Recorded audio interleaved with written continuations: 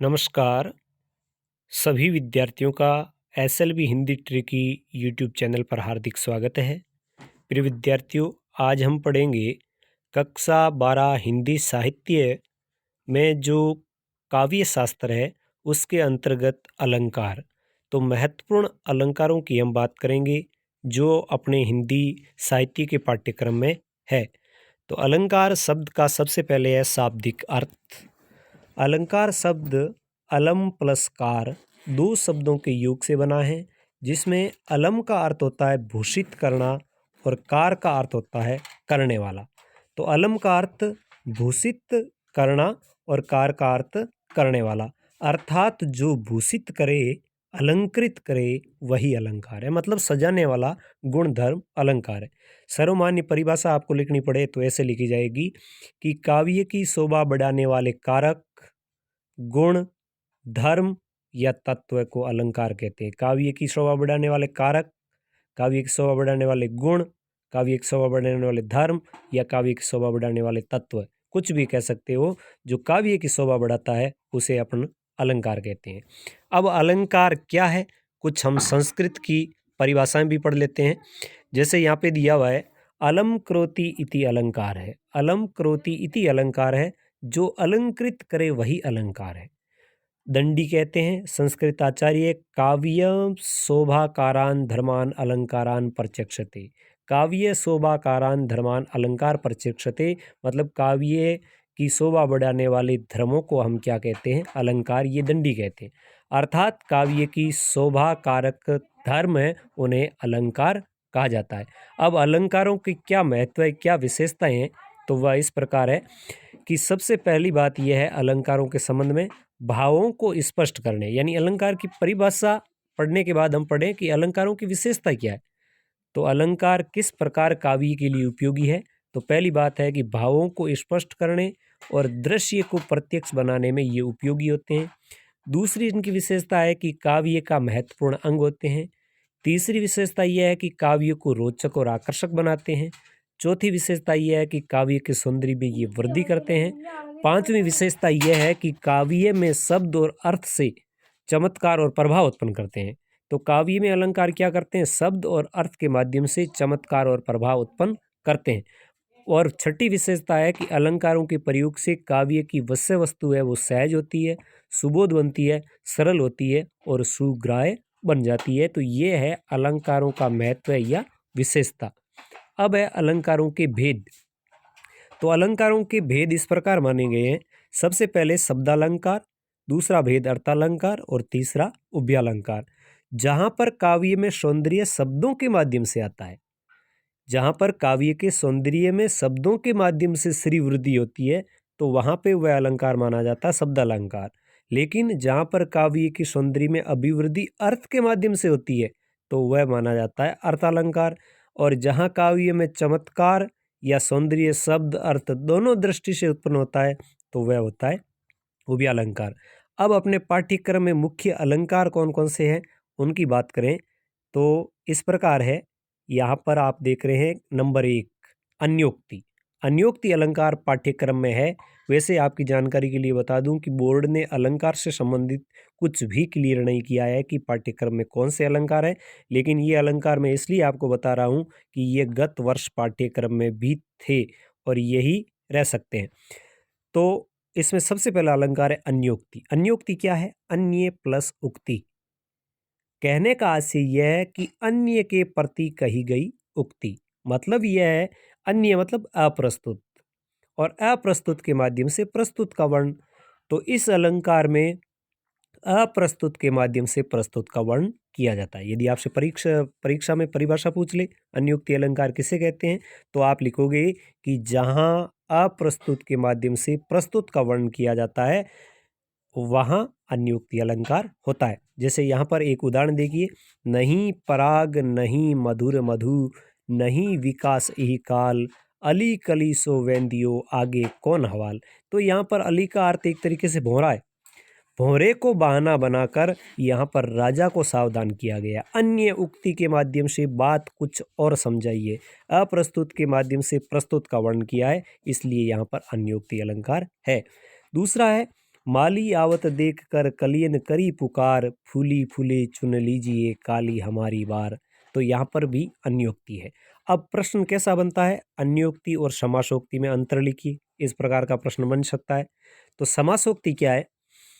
समासोक्ति अलंकार क्या है कि जहां पर वाच्यार्थ के साथ साथ व्यंग्यार्थ निकलता हो, यानी वाच्यार्थ मतलब जो कथन कहा गया है, अभिधेयार्थ जो कथ्य कहा गया है उसका सीधा सीधा अर्थ निकलता है, लेकिन साथ में व्यंग्यार्थ भी निकलता है। पर कवि वाच्यार्थ को ही प्रमुखता देता है। व्यंग्यार्थ तो यानी व्यंग्य अर्थ भी निकल रहा है, लेकिन कवि वाच्यार्थ को ही प्रमुखता देता है, तो वहां पर अलंकार माना जाता है समासोक्ति, अर्थात समास प्लस उक्ति। संक्षेप में कोई उक्ति या कथन के द्वारा प्रस्तुत के वर्ण से अप्रस्तुत की व्यंजना हो, लेकिन वहां पर प्रस्तुत को ही माना जाए, वहां समासोक्ति अलंकार होता है। तो प्रस्तुत के द्वारा अप्रस्तुत का वर्ण, तो प्रस्तुत के द्वारा अप्रस्तुत का वर्ण, लेकिन ऊपर के अलंकार में हमने देखा कि यहां पर देखिए यहां पर क्या हो रहा था, अप्रस्तुत के माध्यम से प्रस्तुत का वर्ण, जबकि समासोक्ति में क्या हो रहा है, समासोक्ति में हो रहा है कि प्रस्तुत के माध्यम से अप्रस्तुत का वर्ण, या अप्रस्तुत के माध्यम से प्रस्तुत का, या प्रस्तुत के माध्यम से अप्रस्तुत का। तो आप ये मान के चले कि 99% आप मान के चलें कि ये आपका प्रश्न बनेगा। अब इसके उदाहरण आप देख लीजिए कि सो दिल्ली अस निबहुरु देसु, कौन बहुरा कहे संदेशु, जो कोई जाए तहाँ का होई, जो आवे किछु जान सोई, अगम पंथ पिए तहाँ सिधावा, जोई गऊ सो बहुर नावा। तो यहाँ पे बात तो किसकी हुई है, दिल्ली की हुई है, लेकिन यहाँ पर अप्रस्तुत क्या है, अप्रस्तुत यहाँ पर है वो है एक तरीके से मोक्ष, यानी ईश्वर के पास में गया हुआ कभी कोई वापस नहीं आता। तो प्रस्तुत के माध्यम से सो दिल्ली अस निबहुर देसु, यानी दिल्ली एक ऐसा देश है, दिल्ली एक ऐसा प्रदेश है जहाँ जो गया है वो वापस नहीं आया। ये तो राजा के बारे में, लेकिन इसके माध्यम से अप्रस्तुत की व्यंजना की है ईश्वरीय धाम और उस मोक्ष की, कि वहाँ जो गया है, जो गई सो बहुरिन आवा, अगम पंथ पिए ता सिदावा, जो गया बहुरिन बहुरी न आवा। तो यहाँ पर प्रस्तुत के माध्यम से अप्रस्तुत की व्यंजना हुई है, तो दोनों में अच्छा अंतर बन रहा है और ये प्रश्न पूछा जा सकता है।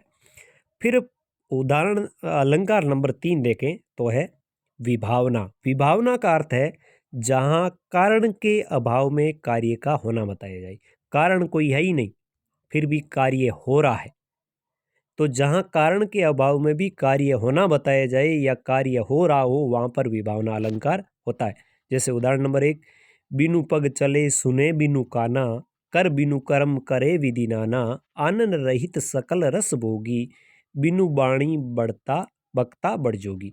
तो यहाँ पर एक तरीके से हम कहें कि चराचर सृष्टि के जो विधाता है उनके बारे में कहा है कि वो बिना पैर के चल रहे हैं, बिना कानों के सुन रहे हैं, मुंह नहीं है फिर भी कई रसों का भोग कर रहे हैं, और वाणी के बिना में भी वह बहुत बड़ा वक्ता माना जाता है।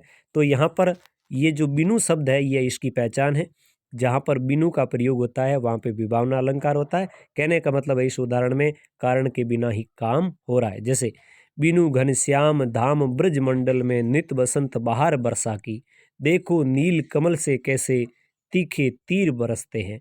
तो मतलब देखो नील कमल से कैसे तीखे तीर बरसते हैं, तो नील कमल से तीखे तीर बरसना करना ये एक तरीके से बिना कारण वाली बात है, तो यहाँ पर विभावना अलंकार का प्रयोग हुआ है।